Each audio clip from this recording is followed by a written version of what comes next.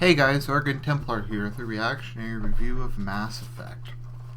So this is just going to cover Mass Effect 1. I'm going to tell you right away I'm not really going to talk about characters much. I will eventually do character profiles to cover that. But when I'm reviewing video games are a lot longer than movies or even books. A video game, if you really look at all the dialogue, is probably equivalent to about 10 or 20 or even 30 movies, depending on its length. So to kind of go through the minutia of the plot as I do in previous reviews is kind of impossible. So I will talk a bit more about the plot maybe when we get to Mass Effect 2 and 3, but by and large, what really matters is what the background is. Kind of like the Fallout games, to a certain extent, Mass Effect is somewhat the plot is important, and indeed the plot and the character interactions are very significant.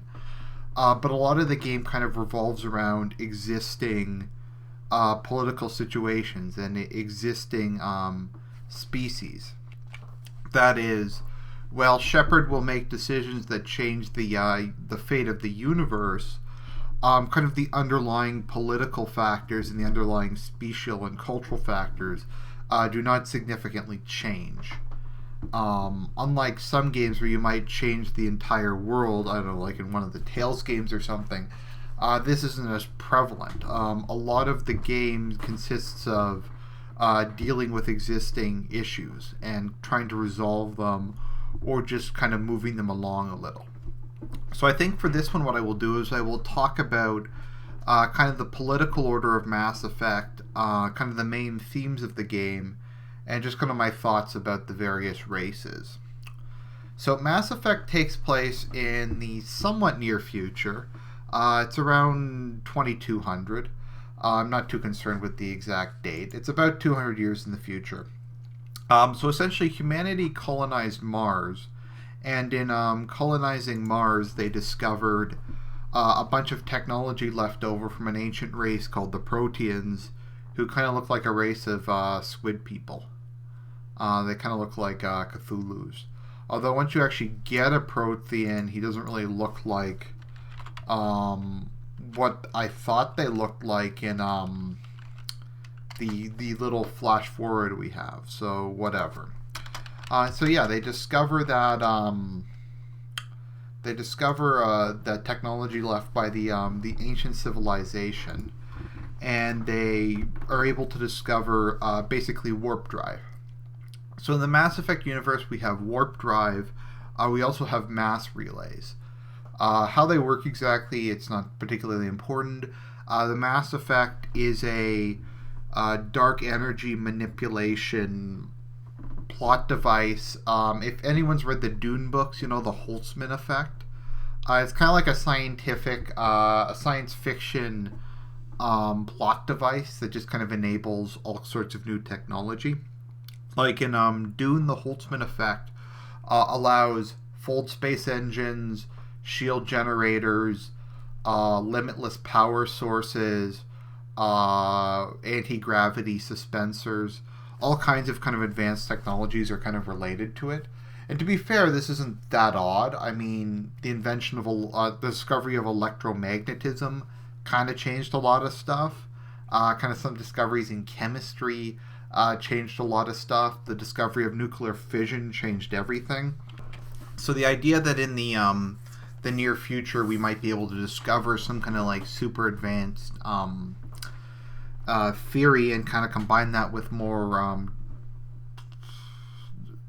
better technology and kind of add all this stuff together to kind of create a completely different society isn't that far-fetched. I mean, we may develop reliable nuclear fusion at some point, and that will completely change everything. So not that far-fetched. So there's warp drive in Mass Effect, which is standard faster than light travel. The problem is ships don't move fast enough. They can move within a couple minutes in a solar system. They cannot move, though, between solar systems because they can't carry enough fuel. At least that's how I understand it and kind of how it's reflected in gameplay. There's also the mass relays, which are basically fold space drives. The difference between a fold space drive and a warp drive is fold space drives, using Dune terminology, move you instantly from one point to another. They fold space and you teleport. You don't move really fast. You literally shift there. So it's an instantaneous method of transportation. So almost immediately, humanity began to colonize various planets, and they came into contact with the Turians. So let's just kind of go through the races as humans are exposed to them, just kind of part of the narrative. So humanity in the near future is pretty much pretty similar to how it is today. Humanity doesn't really have a specific central government. In fact, Earth was not united when they decided to take to the stars. Eventually what happened was the various human nations formed the Systems Alliance. The System Alliance is the closest thing humanity has to a government. And really what it's kind of like is a night watchman state, or kind of a minarchist state. That's kind of the closest thing I can understand what it is. It handles the Alliance's military, to a certain extent trade relations between colonies, some minor forms of disaster relief, foreign relations, and major criminal enterprises. But other than that, it doesn't seem to kind of be a real government in a real state compared to a lot of the other colonies. So I would imagine kind of how it functions is they probably have a tariff or something, or a sales tax on goods between colonies, and that goes to fund the System Alliance fleet.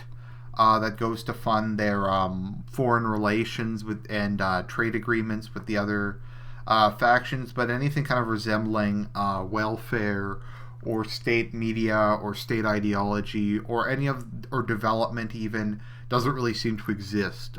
Colonies are either built by existing nations on Earth, or more generally speaking, they're built by private companies.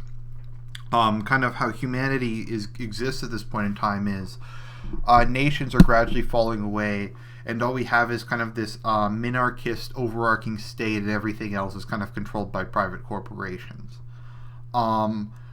Racism doesn't really exist in the Mass Effect universe, and most humans you see are mixed race. This is largely because it just didn't seem that important, or as important as it used to be in the face of coming across aliens. And this is kind of one of the first really interesting questions that we have to ask ourselves. In a universe full of aliens and non-humans, is distinction between humans that important? Now, I'm going to just try and be maybe not really contradictory, but I just kind of want to take the other perspective. To some extent, it is correct that distinction is the idea of the in-group is based on the people external to yourself. Nationalism, I see as the kind of the development of an in-group based on there being a much kind of wider, broader world in which there is just a lot more contact with other civilizations, and regional distinctions made less and less. I do think there is kind of a logical limit to that, though. And as a friend of mine has said, to a large extent, I think I could probably empathize better with a Quarian than I could with a lot of the people in Africa, or a lot of the people in the Middle East. I find Tali a lot easier to relate to than ISIS, for instance. I find Liara easier to kind of relate to and have as a friend than probably a lot of tribesmen in Africa. So I do think race does still matter, and kind of what kind of a humanity we want in the future. So I don't know, maybe that's just a particularist, bigoted view to take, but I think you have to be very careful in these scenarios of just kind of accepting whatever the kind of standard answer is. So anyway, humanity comes in contact with the Turian hierarchy. Now the Turian hierarchy the Turians are very much based on East Asian cultures. They have a rigid caste system. It's not really rigid. You can go up in it. It's kind of a meritocracy caste system. Everything's based on merit. If you perform well, you keep getting promoted and promoted and promoted until you kind of reach the logical limit.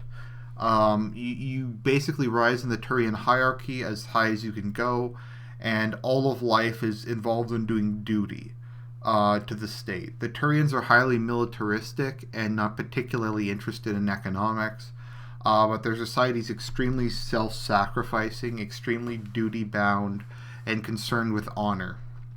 I find them very similar to kind of the Chinese, and I find their philosophy very similar to kind of Confucianism. Actually, I think it's mentioned that a lot of Turians have adopted Zen Buddhism and Confucianism as kind of a religious system after contact with humanity. The Turians really don't seem to have much of a religion. I think they have this vague belief in the spirits. But as you'll see, atheism tends to be common in Mass Effect. It's kind of this assumption they tend to make in most of these games that in the future, for whatever reason, all species are just atheistic. Which I don't really see why that would be a case, but it's just kind of this strange thing. Okay, so they meet the Turians. So humanity has a war with the Turians in which they manage to hold their own. The Turians attempt to wipe them out, seeing them as upstarts. However, they are stopped, and this is when we learn about the Council.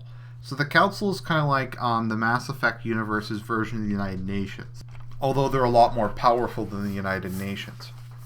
The Citadel is composed of three races: the Turians, the Asari, and the Solarians. The Solarians don't play much of a role at all in the story. They are amphibious. They're kind of like an amphibian, kind of frog-like people. They're extremely short. They have extremely high metabolisms, and they only live to be 30 or 40. But they can do 3 or 4 times the amount of work that any other species can do. Generally speaking, they're a race concerned with commerce, with all kinds of other things. We don't really know very much about them. I think they have some concepts similar to Hinduism and reincarnation, but I didn't really ever find they were explored, and I didn't really find them that interesting. They're just kind of there so that the Council isn't solely dominated by the Asari and the Turians, who are far more significant. Part of it might be is that they have a matriarchal society, and matriarchal societies are kind of notorious for underachieving, for just not being aggressive. The Solarians really don't have a military to speak of. They have some sort of commando teams, and they have good intelligence, but they don't really have a military force. Their people are not known for being particularly good at it. I just don't find them. I find them a rather weak, small race who's only part of the actual council, because they just happen to have gotten there in a decent amount of time. So we have the Solarians, the Turians, who I've talked about. The Turians are birds, by the way, if you didn't notice. They're kind of like the stage between dinosaur and bird. They're supposed to look kind of like raptors and avians. And I mean raptor in both sense of the words. So then we have the Asari, and these three races make up the council. There's one representative from each. They vote. Majority vote wins, and they can basically vote and pass whatever they want with, from my understanding, virtually no oversight from their races. Because central governments don't really exist, it's very hard to tell. It's very vague, a lot of these details. So they as far as I can tell, virtually they can kind of pass whatever they want. So these three people kind of control the galaxy. The Citadel has immense power. They can raise armies. They can invade places. They can pass massive economic sanctions, etc. They have naval limitation treaties, all kinds of stuff like that. So then we have the Asari, who I really dislike. The Solarians I don't like either, but they're irrelevant. So the Asari are all one gender, which is, I guess, female, because they look female and they can give birth. So they are capable of reproducing with any other species. Their genitalia will transform itself so that they can reproduce with any other species. My understanding is the children of the pair are always sorry. Let me just double check that. Yes, so the newborn is always a sorry. So yeah, their genitalia will switch to whatever they want. The offspring, though, as I said, yeah, sorry, I'm just kind of complicated. I'm just double checking my notes. So yeah, so the offspring of an Asari is always another Asari. They generally use female pronouns because they all look female, at least to a human. And yeah, they can reproduce with any species. They tend to live 1,000 years or more on average. And so they will go through many partners throughout their lifetime. I find them to be, on the whole, a very promiscuous race. A lot of them seem to work as prostitutes, dancers, or anything like that kind of involves sexual license. They also very commonly work as merchants. Their society is, of course, extremely feminine, shunning violence, being obsessed with kind of cooperation and equality and kind of all that stuff. I find Asari society to be extremely liberal. Turian society is extremely conservative. Asari society is kind of like the worst excesses of social liberalism, in my opinion. Whereas the Solarians are not particularly, they're somewhat liberal, but their society is kind of very static because of female domination. So anyway, so humans come in contact with the council. There's some other races, though, that also have an outpost on the council, although they're not allowed to sit on it, but they are bound by the conventions. So they are not allowed to vote. They aren't allowed to really have a say, but they have to abide by the rules passed by a body they don't participate in. So I mean, that's good. So humanity really wants to join the council, so they have an embassy there, and they have to abide by all the council's rulings. They are allowed to have an embassy there because they did so well against the Turians. Unfortunately, what happened, though, was humans were really not well viewed by the other species, seeing them as very progressive, prone to change, kind of very dangerous because of their rapid expansion, their rapid technological development, and their kind of desire for conflict. Whereas a lot of the existing species, from kind of the extremely conservative Turians to the other species, which are either extremely feminine or adverse to conflict, humanity, to a certain extent, ironically enough, kind of represents a masculine force, which really scares them. So the events of Mass Effect consists of Commander Shepard, who I'll go into more who he is when I do my character profile on him, being sent to investigate a beacon at the Prothean ruins. They are the precursor civilization that gave humanity and the other races warp drive in the Mass Effect, enabling them to reach the Citadel. The Citadel was found there. It was presumably built by the Protheans, and it serves as pretty much the de facto capital of the galaxy. So yeah, so Shepard goes to this planet, to a Prothean ruin. He discovers these strange cannibal people, and they're kind of like techno-cannibals or something, and he comes into contact with a Prothean beacon there, and the Prothean beacon shows him visions of the destruction of their civilization by a strange machine-like group of people that come to be known as the Reapers. And I'll talk about the Reapers more in probably when I get to Mass Effect 3. And I do realize this is the Mass Effect 3 picture, but it shows the various races on it, so I chose to use this. So yeah, so the game is basically Shepard going from planet to planet, doing missions for the Council, doing missions for other people, The council decides to make him a Spectre, who is kind of like the council's Black Ops. They're supposed to be self-funding,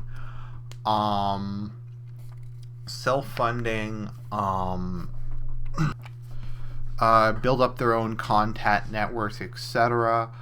There's a rogue Spectre named Saren who was behind the attack on the human colony that Shepard was sent to investigate. And through the help of Tally and some other people, you're able to track down Saren and basically prove that he's guilty, and the council deputizes Shepard as a Spectre and sends you after him. So the game is basically you investigating the Reapers, chasing Saren's tracks, trying to track him down. And it eventually comes out that he's leading a group known as the Geth. So we'll get into the Quarians and Geth now. Like I said, the plot of Mass Effect 1 is not super important. That's why I'm kind of fumbling over it. So the Quarians are a human-like group of people. They probably look the most like humans of anyone other than the Asari. Of any bi-gendered race, they are they look the most human-like. They have kind of the same sexual dimorphism. The males are taller, the females have breasts and hips. Actually, Tally looks like, and that's Tally there, is a rather voluptuous-looking creature. They do also have 3 fingers and 2 toes, which is kind of weird. But basically, they were a race of people who they lived on their home world, and they developed more and more advanced AIs. And eventually, the AIs gained full sentience and became the Geth, which is this guy up here, the robot. And the Geth are basically platforms, humanoid platforms that contain hundreds of thousands of AIs which act collectively. So the Geth are a race of machines, and the Geth rose up against their enslavers or their captors, or however you or creators, as you want to call it. And in the Morning War, the Quarians left, were driven off of their planet and their other colonies, and they fled into space, taking a huge armada of ships with them. So they are kind of wanderers who travel the universe scavenging, finding uninhabited planets to take stuff from. Unfortunately, their homeworld has a rather unique atmosphere, and really only it and a couple other planets will support them. But those planets are under Geth control. The unique atmosphere had a high level of radiation in it, which killed most bacteria on their homeworld. So it's very difficult for them to survive in environments other than their homeworld, as they just get sick too easily. And in space, it's gotten worse and worse, because being in the sterile environments of their ships have eroded their immune systems further. And so they have to wear environmental suits all the time. So no one's ever really seen what a Quarian looks like, because they never remove their environmental suits, because the slightest infection can easily kill them, because they have virtually no immune system, as their already poor immune system has atrophied rather severely. So they are hated by the rest of the galaxy for unleashing the Geth, because the Geth are robots. And they can produce more robots. You can build a fully formed Geth in, I don't know, a couple months maybe. Maybe you can mass produce them like battle droids. It's not very well established. But the Geth can build more Geth, and the Geth can build more Geth. And they don't suffer from any of the same population limitations as other races. They don't need to eat. They don't need to sleep.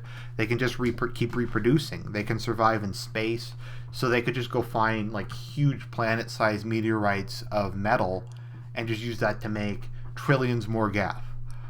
So they just keep expanding exponentially. I mean, all species expand exponentially, but the Geth do it with none of the inefficiencies that limit other species. So the fear is they're eventually going to occupy and destroy the galaxy. So people hate the Quarians for that. And this kind of becomes, and we'll talk about this more in Mass Effect 3, but this is kind of an ongoing problem, is that synthetics ultimately are just much stronger than organics, because of the rate at which they can reproduce and the rate at which they can just expand compared to the humanoid races. So let's see here. So we have that. So we talked about the Quarians. The Quarians are atheists, of course. So are the Geth. The Asari, some of them follow a monotheistic religion where they worship the goddess. Most of them are atheists, though. Pretty much like all the races are atheists in this game. It's treated as very unusual that Ashley is Christian in a certain sense. I guess that's just kind of how they foresaw the future. I like the Quarians a lot, actually. They're a very communal society, a very self-sacrificing society, a rather conservative society. Personal hygiene is seen as very important. Purity is seen as very important, in part just because of how dangerous sex is for them. But they appear to be very kind of sexually conservative compared to a lot of the other peoples. They seem to be much more tight-knit, a lot more kind of family-oriented, etc. They're ironically, despite kind of being gypsies in a certain sense, probably the most traditional society. Every young Quarian has to partake a pilgrimage where they leave the migrant fleet and they have to bring back some gift, be it a piece of technology, be it a ship, be it some resource, be it some new discovery, something to benefit the whole. They're a very kind of communal society. So those are kind of the main players in Mass Effect. And kind of the political structure of the universe is one of kind of constant anarchy. Somehow all the various races exist without major warfare, except kind of between everyone in the Geth. Probably the reason from this is the lack of any sort of overarching government in most of the species. The species that really, of the kind of the main ones, and we'll get to the Bacterians and the Krogans probably in the sequel where they play a bigger role. But kind of the overarching thing is only the Turians really seem to have anything resembling a central government, and thus they have by far the largest fleet in the known universe. So the Turians have the strongest fleet. The other species kind of lack a central government. The whole structure seems to be very anarcho. None of the major police forces really seem to be strong enough to put down the mercenaries. The mercenary companies are much stronger, oftentimes, than the armed forces of the various peoples. Similarly, most kind of anti-raider forces are also mercenaries. While they do all maintain standing armies, they're not particularly large and not particularly effective. Aside from probably fleet-to-fleet battles with another major species, which isn't likely to happen. So I have mixed feelings about this, because I guess people would say, well, it's the NAP, it's the non-aggression principle. It shows how anarchism reduces the amount of violence. It shows how the non-aggression principle is effective. I'm like, well, it does, but it also means that the various civilizations are gradually losing their character, and this is kind of shown throughout. They're losing their unique character. There's more and more kind of interspecies degeneracy. There's more and more of just people coming to see themselves as citizens of the galaxy. There's kind of more and more of that. And there's kind of a lot of people, and this is kind of where Cerberus, the Batarians, and kind of some of the other groups that are branded as radical come in, because they don't want to lose the unique aspect of their species. They want to maintain their own cultures. They want to maintain their own homelands. But kind of what it's moving towards is a universe where everybody's an individual. Where there's kind of no overarching ideologies, no religions, no nations, no flags. Everybody's just kind of this atomized individual in this massively big thing of space. And really the thought terrifies me. If I was in this, I would probably want stronger, more centralized governments. I'd want something to kind of give direction and purpose to the universe. Be it the answer to this in Dune was to have an emperor. Be it some form of human nationalism. Be it even a religion or something. But we've seen a universe in which there is no in-group anymore, and there's no possibility of an in-group anymore. Because everyone just takes for granted the fact that all species are the same and all species are equal. And to me, this really just kind of seems like hell. I would rather kind of stick it out and fight with Cerberus against this kind of universalization, kind of the destruction of human uniqueness, the destruction of the uniqueness of all these various peoples, and kind of their integration into this bland, massive universe that no one can really grasp their minds around. It's probably a reason I'm not really interested in space exploration as much as I used to be, because I kind of feel once we start that, everything on this planet will lose meaning. There will come a day when people don't remember that they came from Earth, where they don't remember the Romans, they don't remember the Americans, they don't remember any of the various things that made us who us are. They'll forget about kind of the foundational periods in our civilization and come to be citizens of the universe or whatever. And that thought terrifies me, because ultimately I believe that people very much I think people very much need that, and I think people are defined by that, and I think people aren't really atomized individuals. They're the representations, they're kind of the embodiments of a bigger culture and a bigger society. And I guess that's kind of my thing with the Mass Effect universe, and why it's problematic, but it's not really as problematic to me as the Star Trek universe. Because the Star Trek universe that's been taken to the final frontier, as it will, where people are not even, where most of the population is not even fully human anymore. They just keep interbreeding, they keep annexing random civilizations, blending their cultures out of existence. It just seems like Brazil on a galactic scale, and it's utterly abhorrent to me. So that's kind of my thoughts on the matter. I'll talk more about the plot in Mass Effect 2 review. This is Argent Templar signing out.